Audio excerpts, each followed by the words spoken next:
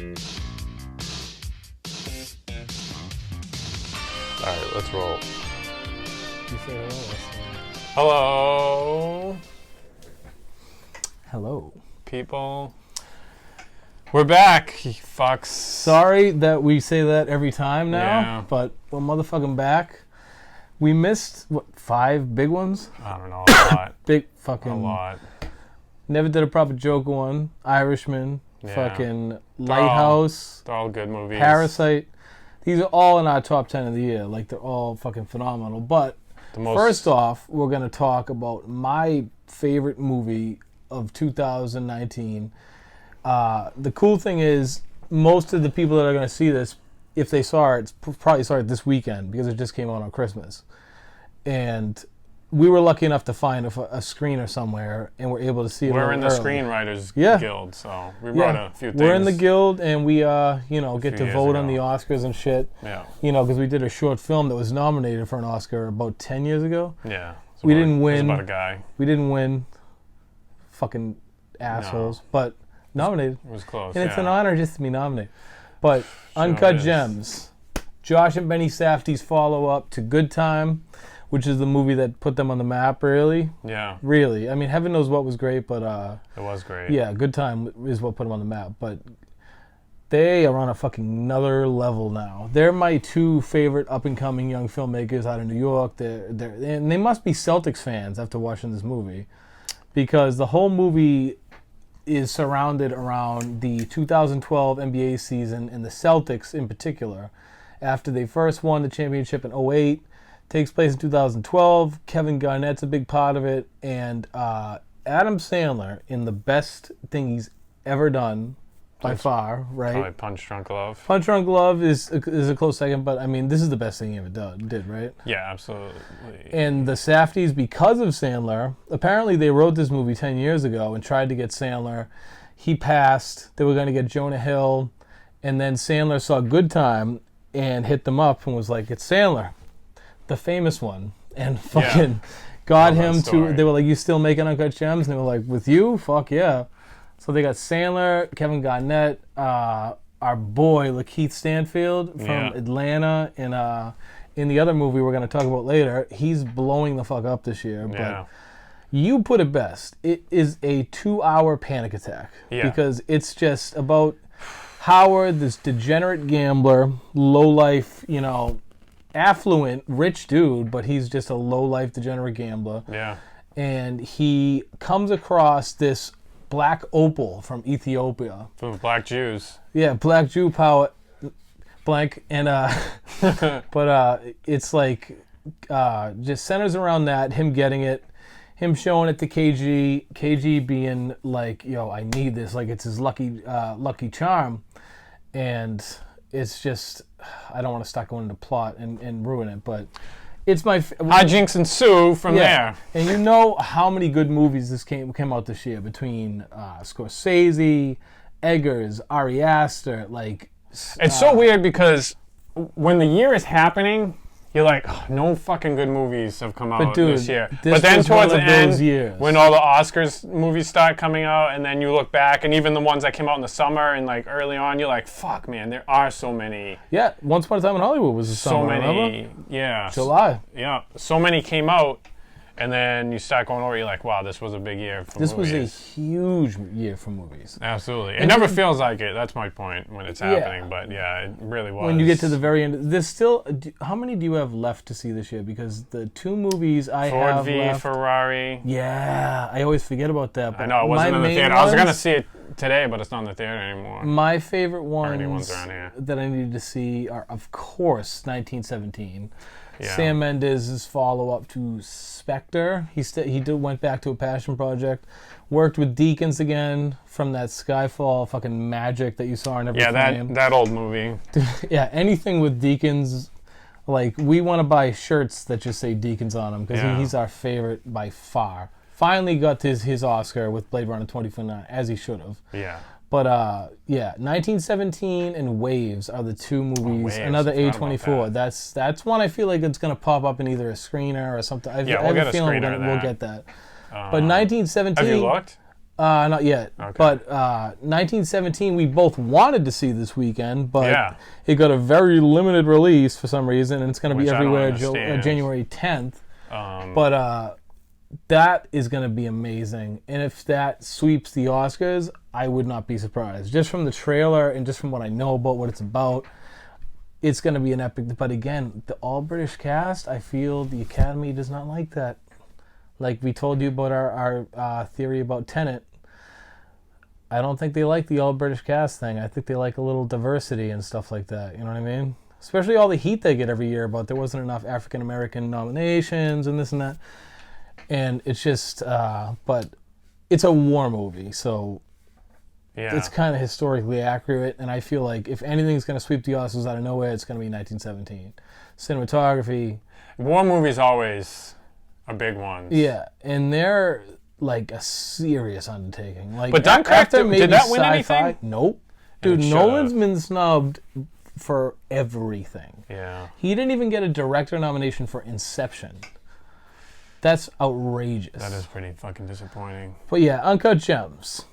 Yeah, my favorite movie of the year. You talk about it a little bit. We're Adam Sandler plays brothers. Me and my wife are obsessed with the Safdie brothers. Like, they're just unreal. Yeah, Adam Sandler plays this character in. I mean, you want to hate him. I mean, I did hate him. It took me a while, but then like you see certain things, like when he hides in the closet. With the girlfriend.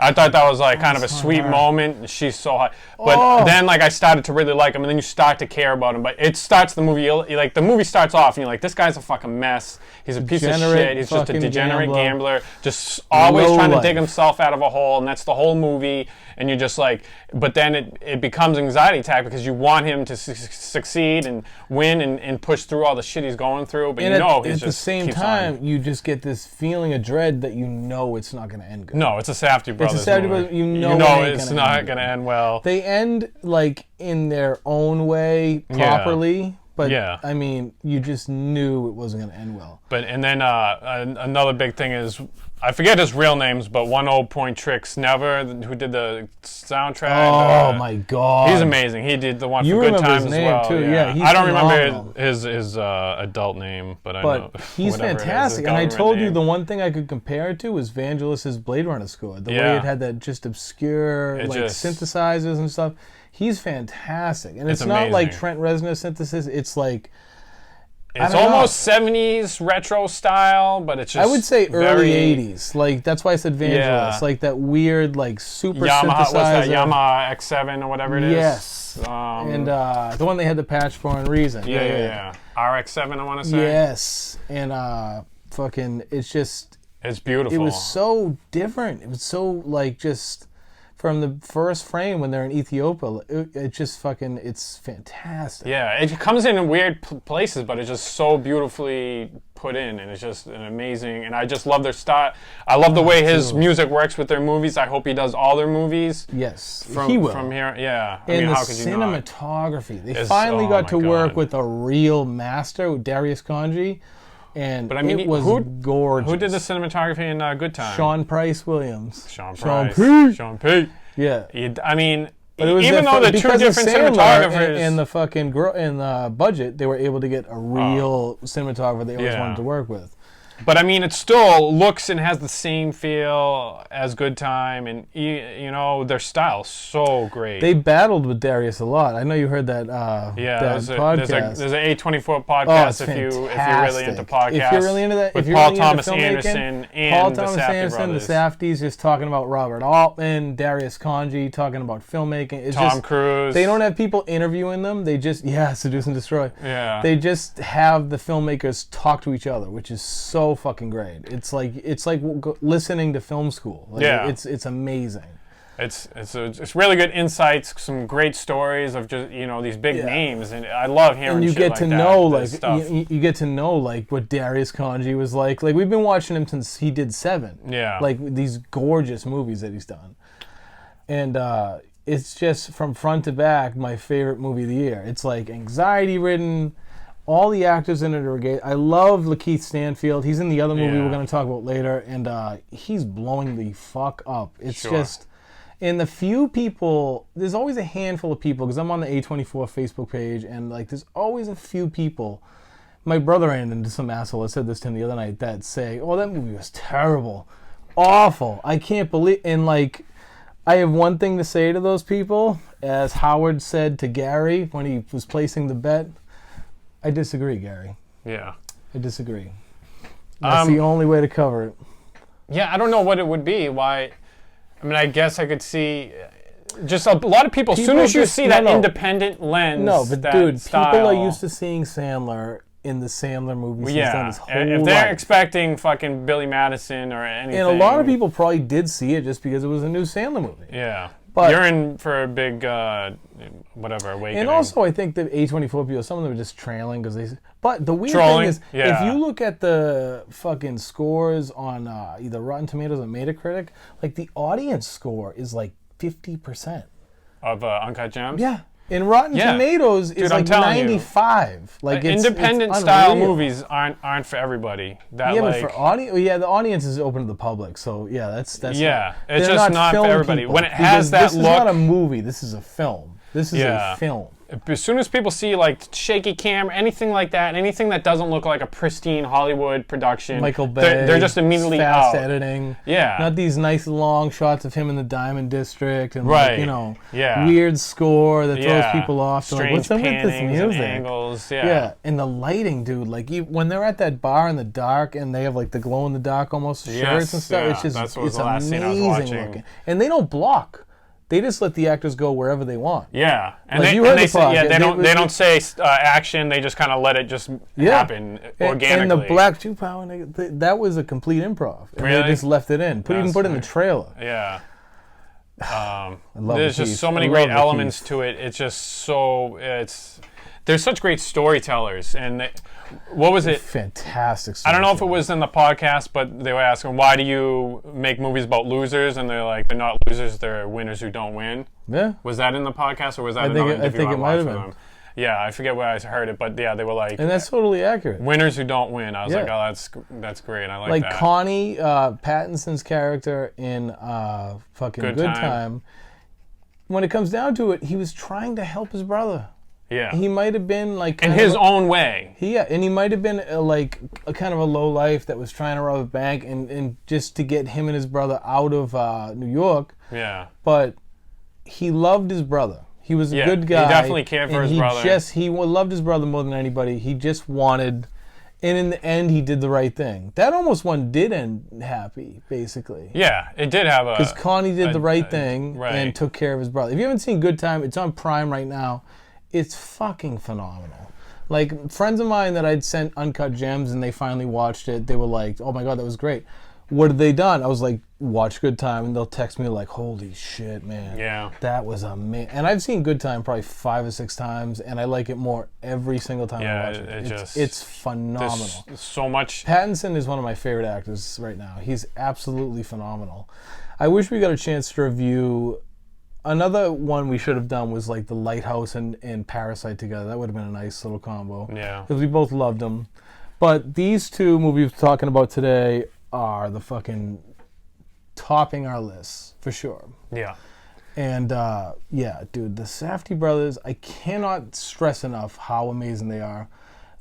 Me and my wife didn't say this, like, she's usually on her phone or doing this and that, or one of us is distracted. We didn't say a fucking word in this movie. We just sat there and we're like, yo, this is a fucking 2-hour panic attack. Yeah. It's just there's no slow moments. It's just constant tension all the way through. All the way through. And just the way it's filmed and edited. Gorgeously filmed. It's just all constant movement, just boom, boom, boom. Oh. It has such a look to it. It's shot anamorphic, which unlike their prior films, Darius convinced them to shoot anamorphic and get the widescreen and get it looking beautiful. Yeah. And it's just fantastic from beginning to end. If you guys, I know people have seen Star Wars. I didn't see it. You saw it? Yeah. How is it the weakest of the trilogy? I know you love Force Awakens and Last Jedi. It's got to be. I love Force Awakens. Last Jedi, I have issues with it. You like Force Awakens better than Last Jedi? Yeah. Really? This is the problem. I don't understand. How do you begin a trilogy and not have a cohesive arc already planned out, and then everybody J.J. Abrams should have done the whole thing, to be honest. Seriously, I don't know why. How come you did not have every director that was going to do a film in the trilogy to agree on an arc, and then everybody just fills in the space? They clearly didn't do that. They didn't. You didn't know because J.J. how the Abrams fuck to wasn't supposed to direct the last one. No, he came back to do it.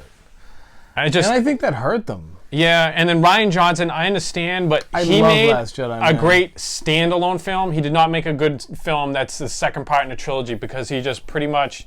And I understand what he's saying. He didn't want to play to the audience. Did the right thing, though. I think he getting away. Just listen. He didn't want to play to the audience. I get that because the new one played to the audience too much, and I was like, "This is fucking bullshit." Do you think it was directly because of? Yeah, it was to retcon everything that was done in The Last Jedi.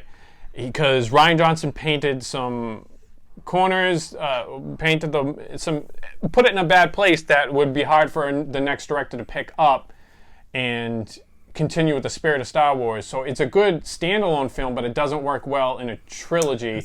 And it changed a lot of things. Like there was a fucking your mom joke in the beginning of The Last Jedi with Poe Dameron, whatever the hell his name is, Oscar Isaac's character. And I'm like, that just seems out of place in a Star Wars film. It's just there's a lot of weird, Rian Johnson has a good sense of humor, and obviously Star Wars is fun and light, and there is humor in it, but it was kind of modern humor, like our humor put in that universe, and it took me out of it.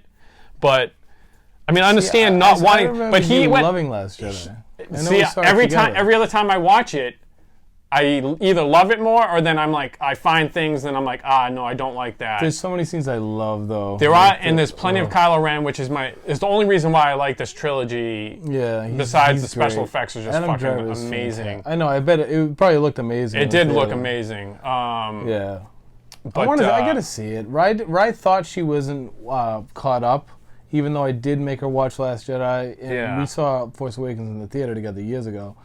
But I just think Rian Johnson went too out of his way to not play to the audience. Yeah, but dude, you got to know that that wasn't completely up to him. Like, it's Disney. Like, they obviously had input and liked his script enough to make it, the second movie, which was the most anticipated sequel. And what did they offer him? A whole bunch of separate movies after that? Yeah, you got his own trilogy. Yeah.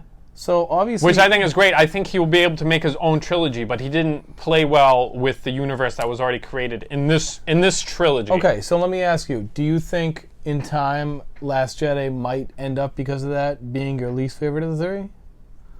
No, I think this new one probably is the least. I think that's the general consensus. It just spent all its time trying to undo what Rian Johnson did. It's like, look, he already did this. Now you got to work with what he has. You can't just go back and say, no, race parents of these people.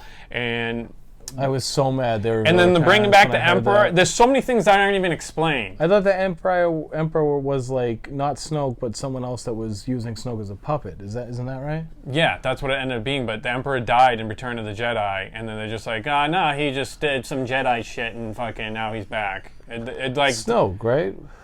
No, Emperor. Oh, I thought Snoke was okay. Snoke's dead. Yeah, he's a bigger Star Wars fan than me and knows more about it. Yeah, but I'm not in no way like a super fan. Like, I just like the movies. I don't I have like a couple of things that I collect. You're like I'm in between and a diehard. Yeah, I'm not a fair weather fan and I'm not a diehard. I'm right in the middle. I grew up watching the films, so I have an appreciation. But I don't know how to fucking speak Chewbacca language. Or I don't love Empire Strikes Back, and I know that's blasphemy, but that comes from someone that's not like a hardcore Star Wars fan. Yeah, that is my favorite of the. That's most people's favorite. The Skywalker saga. That's probably you said it was your favorite ever. Yeah, and it's the best Star Wars film. I think Rogue One is my favorite. Rogue One would be second. And after that, probably Last Jedi, to be honest, and then Force Awakens, because I don't love the original trilogy, and I never saw the prequels. Never had any interest in Yeah, A New Hope is kind of hokey when it doesn't hold up in time. That's how whereas Empire Strikes Back does. But The Force Awakens just is a remake of A New Hope. Yes, which it is is. why, because I want to like A New Hope. Dude, when I rewatched Force Awakens, that's why I like Force Awakens. When I rewatched that after fun. seeing Last Jedi, I liked it so much more. Like Force Awakens? Yeah, I liked it so much. It's more. fun. I think it's great. It's a fun fucking film. And I will see the new one. I don't know if I'll see it in theater, but I do want to see it in fucking whatever. We're talking too much about Star Wars. Yeah. Uncut Gems. I'm begging Knives you Out. people. I know. No. Oh yeah, we are gonna do it in the same video. Yeah. So, but yeah, please see Uncut Gems. It's, I don't know how high it is on your list. It's now my number one out of this year of amazing movies. Like above Irishman, above Joker, above, you're still Joker, right? I think so, yeah. But Uncut is probably like Once Upon a Time in Hollywood, it's still above that. Fucking Us, Climax, all that shit. But Parasite, is it in your top 10? It's just barely in my top 10. I need to rewatch it. But I don't, cause to put it in a spot. I do too, actually, because like I feel like I watched either on my MacBook Pro or my phone. I actually finished on it because it's an MKV. Yeah. But okay, intermission.